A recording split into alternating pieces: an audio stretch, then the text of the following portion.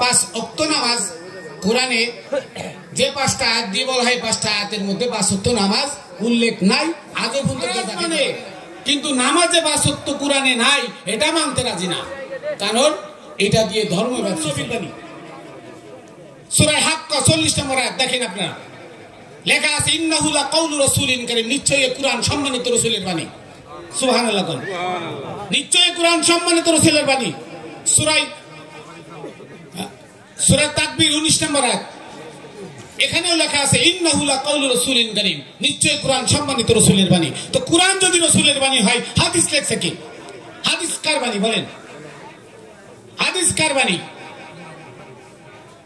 হাদিস হলো মুয়াবিয়ার সেই হাদিস ফ্যাক্টরির বাণী। মুয়াবিয়ার হাদিস ফ্যাক্টরিতে শুধু হাদিস বানাইছিল নবীর নামে, কেন?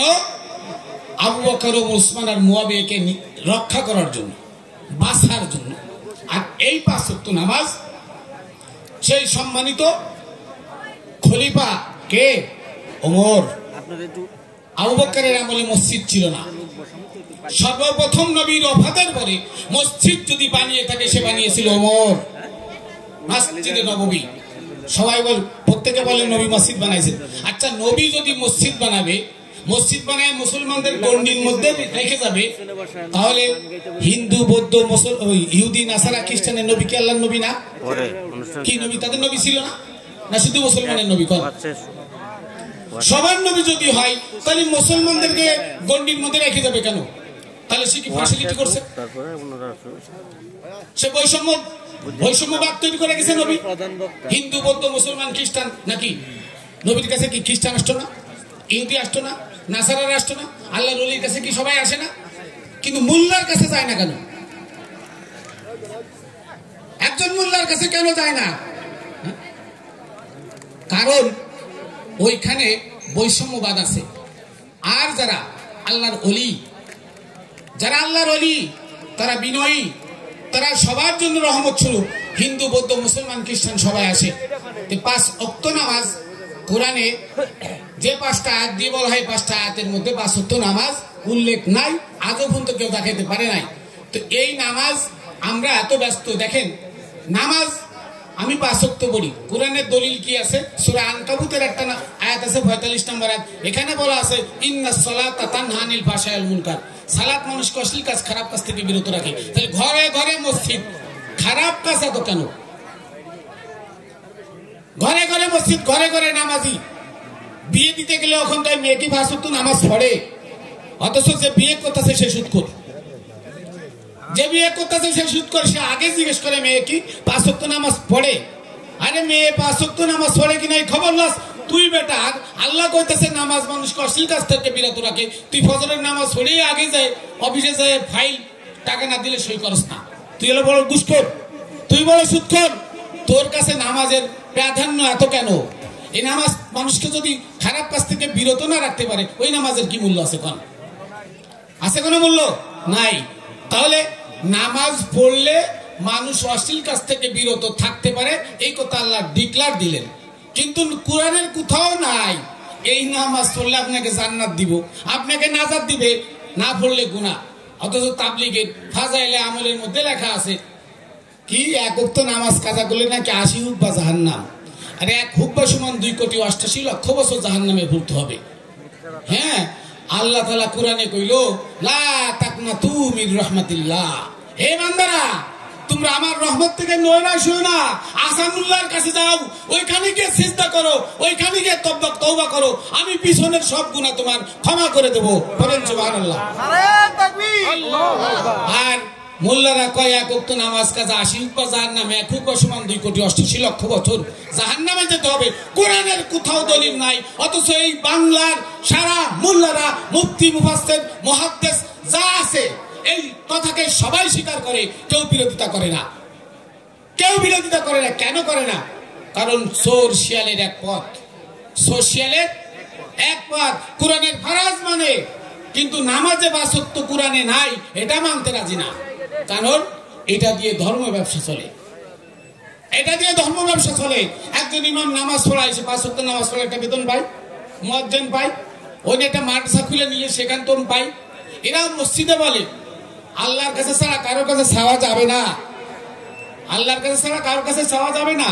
আর আল্লাহ বলতেছে সূরা বাকারার ৪৫ নম্বর আয়াত, আস্তাইনু বিস-সাবরি ওয়াস-সালাহ ওয়া ইন্নাহা লাকাবীরাতুন ইল্লা আলাল খাশিন।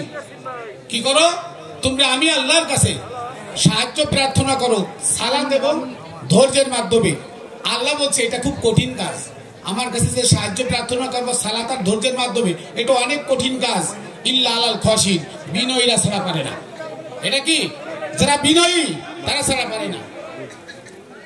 যাই হোক, সবকিছু মিলে সময় স্বল্পতা। তা আমি নামাজ সম্পর্কে আসলে আরো বিস্তারিত কথা বলতে পারতাম, সময় নাই। আর নবী নূর না মাটি, এটা তো কোরআনের দ্বারা প্রমাণ যে কদ জাআকুম মিনাল্লাহি নূরুন ওয়া কিতাবুম মুবিন। আল্লাহ ডাইরেক্ট বলছেন যে আমার নিকট থেকে একটা আলো আর একটা কিতাব এসেছে। এখন ওই সময় কি কাগজে লেখা কোরআন ছিল?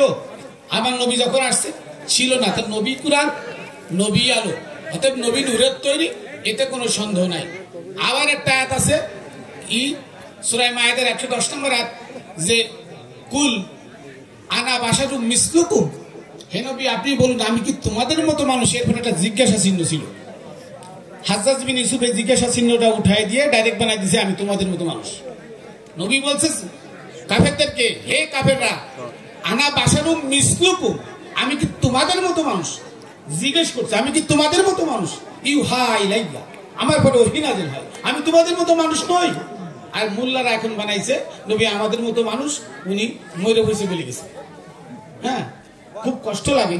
আজকে নবীর শানে যে বেয়াদবি করা হচ্ছে সারা দেশে, তার কোনো প্রতিবাদ নাই। কেন নাই? ওরা সব এক। এজিদের দলে ৭২,০০০ করলে চলে, হুসাইনের দলে ছিল ৭২ জন। ৭২ জন ছিল জীবন দেওয়ার জন্য, আর ৭২,০০০ ছিল জীবন নেয়ার জন্য। কারা উত্তম? এজিদের নাম কয়জন লয়, হুসাইনের নাম আকাশে বাতাসে লয়। কি তাহলে নবীর আদর্শ, নবীর মানে সুরাত সিরাত, নবীর যাহা কিছু আছে সবকিছু আমাদের মধ্যে মিলায় নেওয়ার নাম হলো নবী প্রেমিক। নবী প্রেমিক হওয়া। আর যারা নবী প্রেমিক না, তারা নবীর নামে বানায় বানায় মিথ্যা কথা সমাজে বলছে, লক্ষ লক্ষ মানুষ তাদের সামনে আসে শোনে, তারা এগুলো বানায় বানায় বলে নিজেকে আইডল বানাচ্ছে। কিন্তু এই আইডল এজিদের আইডল, এই আইডল আবু জাহেলের আইডল, এই আইডল ওই আব্দুল হাব নজদির আইডল, আর এই আইডল ওই যে ইবনে তাইমিয়ার আইডল, যারা নবী বিদ্বেষী, যারা নবী বিদ্বেষীর কারণে তাদের দেশ থেকে বিতাড়িত করে দিছে, এরা তাদের আইডল। এরা আজকে সমাজকে নষ্ট করছে, নবীর আদর্শকে ক্ষুণ্ণ, নবীর মান শান মান সব ক্ষুণ্ণ করছে, নবীর শানে বেয়াদবি করছে। শুনে রাখুন, যারা নবীর শানে বেয়াদবি করে তারা স্বয়ং আল্লাহর শানে বেয়াদবি করে। আল্লাহ বলছে নবী তোমাকে যারা ভালোবাসবে তারাই আমাকে ভালোবাসে। তো নবীর শানে যারা বেয়াদবি করে তারা আল্লাহর শানে বেয়াদবি করে, আর আল্লাহর শানে যে বেয়াদবি করে সে ধ্বংস হবে অনিবার্য, এতে কোনো সন্দেহ নাই। যাক, আমি আমার সংক্ষিপ্ত কথা এখানে শেষ করলাম। ভুল ত্রুটি ক্ষমা করবেন, কারণ কথা যেগুলো বলি দলিল দিয়ে, কোরআনের দলিল দিয়ে, আর দলিলের বাইরে কোনো কথা বলি না।